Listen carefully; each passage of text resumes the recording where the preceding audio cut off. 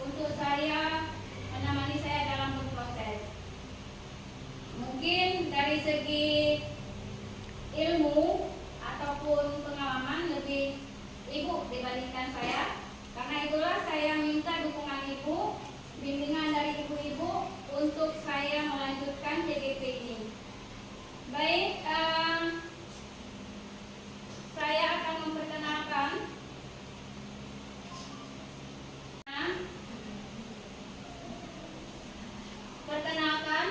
ini adalah Bapak Rajali SPD, yaitu fasilitator saya, dan kemudian ada pengajar praktik Ibu Lina Asmiati SPD MPD.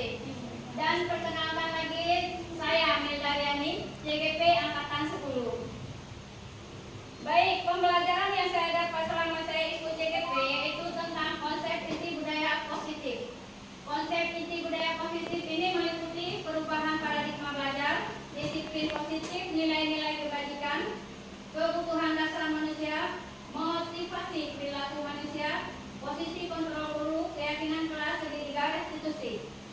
Sekarang saya akan membahas satu persatu dari pengertian indikator tersebut. Pertama yaitu pembelajaran dengan paradigma baru. Artinya, pembelajaran dengan paradigma baru merupakan pembelajaran yang dirancang berdasarkan prinsip pembelajaran berdiskurensi, sehingga para peserta didik belajar sesuai kebutuhannya berdasarkan tahap perkembangan sesuai teori psikologi untuk mewujudkan profil pelajar Pancasila. Ibu masih ingat nggak yang termasuk pelajar Pancasila, profil pelajar Pancasila? Ibu-ibu masih ingat nggak lagu profil pelajar Pancasila? Masih ingat ya? Ayo kita nyanyi sama-sama. Pelajar Pancasila beriman dan bertakwa pada Tuhan Yang Esa dan berakhlak mulia.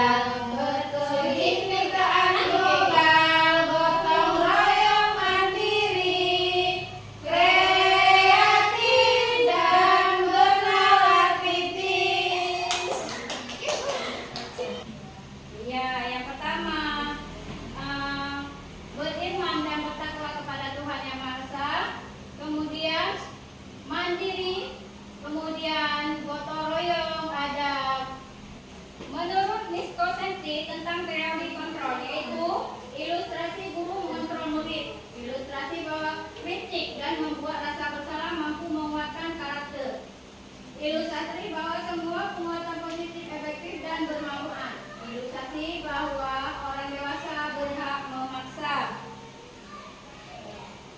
Ini mungkin mengubah paradigma stimulus respon ke pendekatan teori kontrol. Nah, biasa ini udah kita lewatin. Ada pertanyaan, apa yang dimaksud dengan disiplin positif? Disiplin merupakan salah satu karakter yang harus dimiliki setiap peserta didik yang sejalan dengan profil pelajar Pancasila dalam mengembangkan karakter disiplin proses pembelajaran. Yaitu disiplin berbeda sekali dengan hukuman, meskipun disiplin sering diterapkan dengan menggunakan teknik hukuman. Yang kemudian, disiplin positif merupakan pendekatan mendidik anak untuk melakukan kontrol diri dalam pembentukan kepercayaan diri. Nah, tentu ada yang bertanya, apakah itu budaya positif? Jawabannya, positif adalah kebiasaan-kebiasaan sekolah yang berpihak pada murid. Kita sudah sering melakukan budaya positif ya Pak Bu, terutama dalam contoh 5S itu juga termasuk budaya positif, yaitu membiasakan anak untuk salam sapa, senyum, dan santun, sopan santun, iya betul. Kemudian nilai-nilai kebajikan, ini juga termasuk dalam disiplin positif. Nilai-nilai kebajikan yang kita harapkan pada anak-anak yaitu tentang mencerminkan profil pelajar Pancasila. Kemudian kebutuhan dasar manusia. Seluruh tindakan manusia memiliki tujuan tertentu. Semua yang kita lakukan adalah usaha terbaik kita untuk mendapatkan apa yang kita inginkan. Ketika kita mendapatkan apa yang kita inginkan, sebetulnya saat itu kita sedang memenuhi satu atau lebih satu dari kebutuhan dasar. Ini 5 kebutuhan dasar manusia. Bertahan hidup yang pertama yaitu kebutuhan yang bersifat fisiologis. Untuk bertahan hidup misalnya kesehatan, rumah dan makanan. Yang keduanya kasih sayang dan rasa diterima. Kebutuhan akan hubungan akan koneksi sosial ya. Kesehatan, rumah dan makanan. Yang keduanya kasih sayang dan rasa diterima. Kebutuhan akan hubungan akan koneksi sosial ya, yaitu penguasaan, kebebasan, kesenangan. Nah, setiap individu bisa memiliki sumber motivasi yang berbeda-beda tergantung pada kebutuhan dan tujuan nilai-nilai yang mereka anut. Contoh dalam pengalaman kita belajar Bu, anak-anak kebiasaannya menyelesaikan tugas itu kenapa? Biasanya Bu, biasanya anak-anak menyelesaikan tugas dalam kelas itu karena apa? Kewajiban dia, betul. Tapi ada nggak yang kita inginkan? Kalau kamu nggak siap, yang kamu nggak boleh keluar. Ada ya? Itulah yang dinamakan dengan hukuman Bu. Hukuman, tetapi bukan yang bersifat ada sebagian siswa mengerjakan tugas tepat waktu untuk menghindari hukuman, ya, ataupun untuk mendapatkan penghargaan atau pujian dari guru. Kan biasanya kita bilang hebat kamu menyelesaikan tugas dengan tepat waktu. Itulah yang dinamakan dengan motivasi intrinsik, dorongan dari orang, bukan intrinsik dari dalam dia sendiri. Nah, bukan kemauan dia untuk menyiapkan bahan karena kemauan dia, tetapi dari iming-iming hadiah atau pujian atau takut hukuman.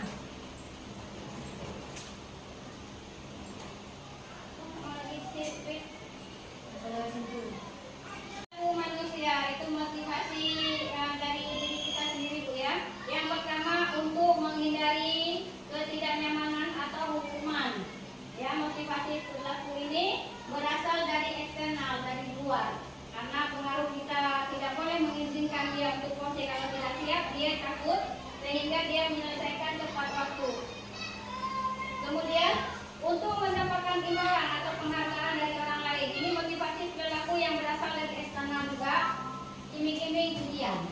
Ya, karena memuji, jadi dia semangat untuk melakukan tugasnya. Kemudian untuk menjadi orang yang mereka inginkan dan menghargai diri sendiri dengan nilai-nilai yang mereka percaya, ini motivasi yang internal dari dalam. Sekarang 5 posisi kontrol. Yang pertama penghukum, 2 pembuat merasa bersalah, 3 teman, 4 pemantau, 5 manajer. Ini contoh penerapan 5 posisi kontrol. Dari penghukum, contohnya yaitu guru-guru yang menerapkan posisi penghukum akan berkata, misalnya kita umpama dari pembelajaran kita sehari-hari, pasti selalu yang terakhir kamu. Misalnya, kamu selalu yang terlambat. Nah, itu namanya penghukum. Ya. Yang kemudian ada kata-kata yang keluar dengan lembut, akan tetapi seperti misalnya ibu sangat kecewa sekali dengan kamu. Nah, di posisi ini murid akan memiliki penilaian diri yang buruk tentang diri mereka sendiri. Mereka merasa tidak berharga dan tidak mengecewakan orang-orang disayanginya. Ya. Ini namanya pembuat merasa bersalah. Yang ketiganya, ayo bantulah demi Bapak ya. Kita seakan mengajak anak-anak ya. Itu hal ini yang mungkin timbul adalah murid akan bertindak untuk guru tertentu dan tidak untuk guru lainnya. Murid akan tergantung pada guru tersebut. Misalnya kita anak-anak kelas 2, biasanya kelas 2, kelas 1, kita kan sering berdialog dengan kata-kata lembut, seperti mengajak dengan teman. Itu namanya posisi kontrol sebagai teman. Dan kemudian contoh penerapan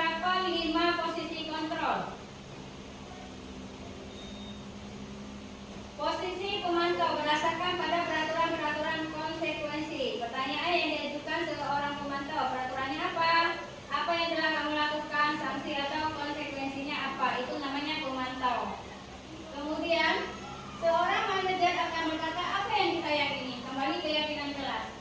Apakah kamu meyakininya? Jika kamu meyakininya, apakah kamu bersedia memperbaikinya? Jika kamu memperbaiki, hal ini menunjukkan apa tentang dirimu. Itu namanya manajer. Sekarang keyakinan kelas. Mengapa keyakinan kelas? Mengapa bukan peraturan kelas? Ini menjelaskan keyakinan kelas, yaitu kesepakatan dan konsekuensinya dibuat bersama-sama antara murid dan guru. Ini cenderung mendorong siswa untuk berperilaku baik. Itu kan dari kita membuat keyakinan kelas, kita nanyakan kepada anak-anak. Ini misalnya datang tepat waktu. Itu. Tapi ini keyakinan kelas namanya ya. Kemudian peraturan kelas, sepihak guru yang menerapkan, kita yang buat.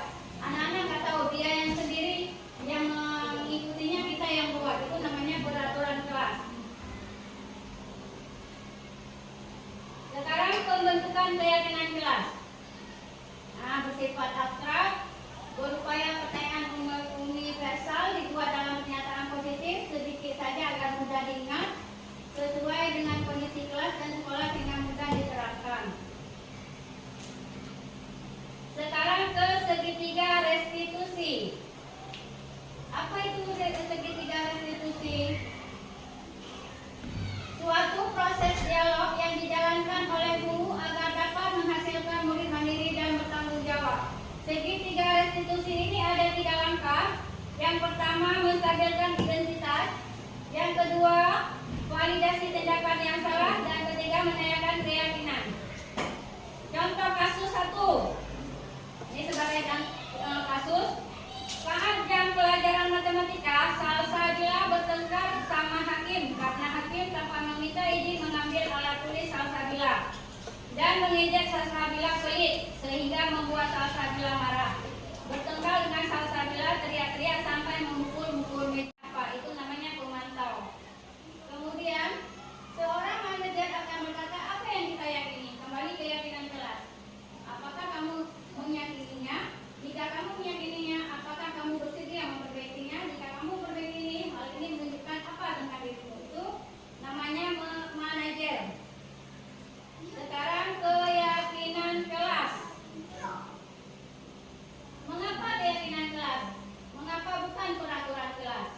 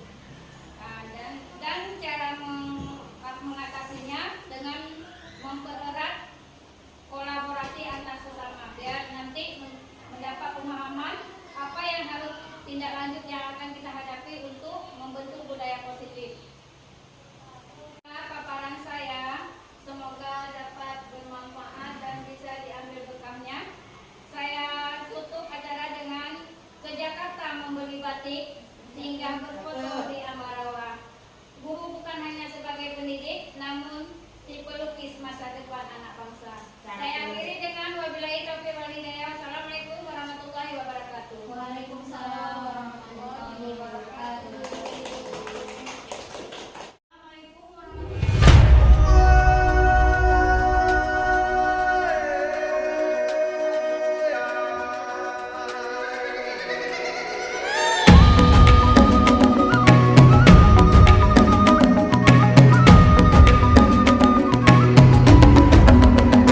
Bangun dan bukalah matamu, saatnya meraih mimpimu. Arahkan pandangan ke depan, Tuhan kan menuntunmu. Sadarilah masa berganti, tantangan kan kita hadapi. Bergandeng tangan untuk negeri, era kita menanti berseri.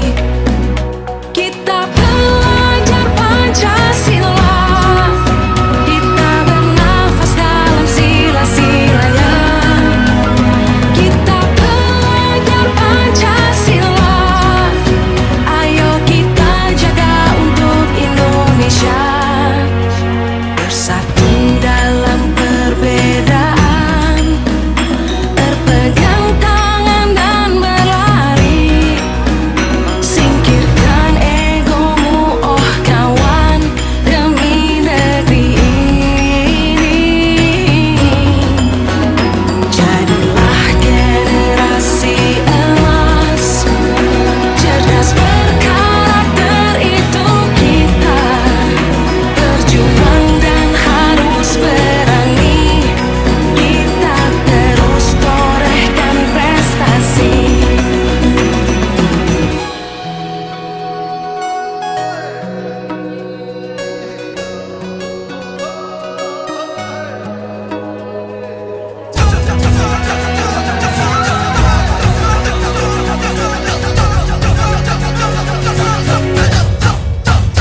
Kita pelajar Pancasila, kita bernafas dalam sila-silanya. Kita pelajar Pancasila, ayo kita jaga untuk Indonesia. Kita pelajar Pancasila, kita bernafas dalam sila-silanya. Kita pelajar Pancasila, ayo kita jaga untuk Indonesia.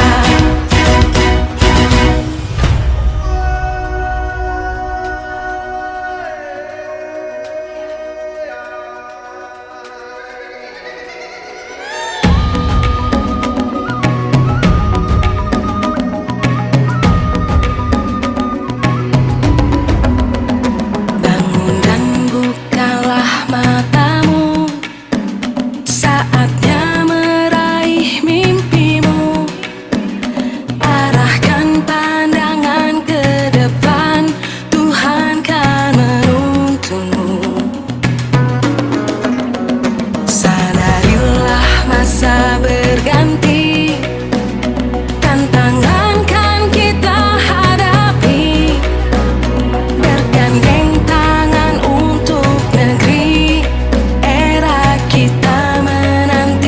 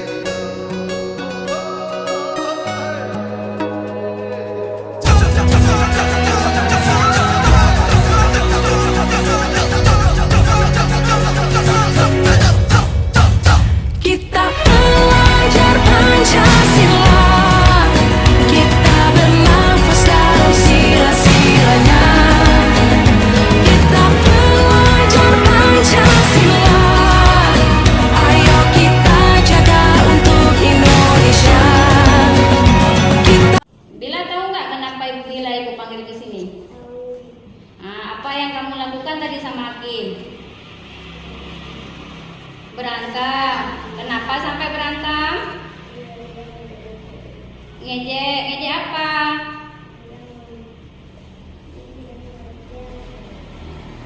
Apa? Oh, bodoh. Ya, kalau ibu dibilang seperti itu, ibu juga akan melakukan hal yang sama, ya. Tapi kamu berbuat begitu pasti ada alasannya, kan? Nah, alasannya apa?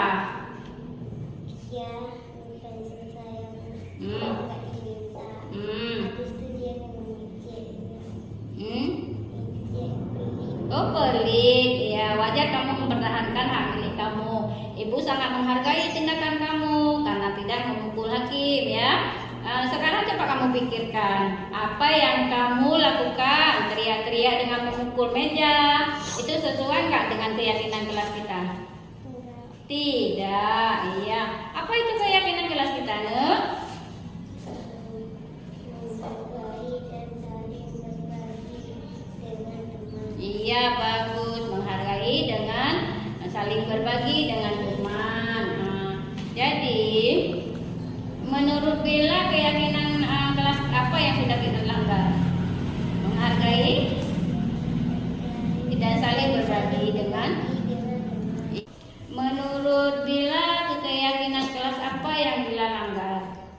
Menghargai dan saling berbagi dengan teman. Iya, betul, menghargai dan saling berbagi dengan teman. Keyakinan apa yang harus Bella lakukan pada saat Bella lagi marah? Harus bersabar. Iya, harus bersabar lagi. Kamu bersedia nggak memperbaiki kesalahan tadi? Bersedia, Bu. Bersedia. Apa yang harus kamu lakukan untuk memperbaikinya?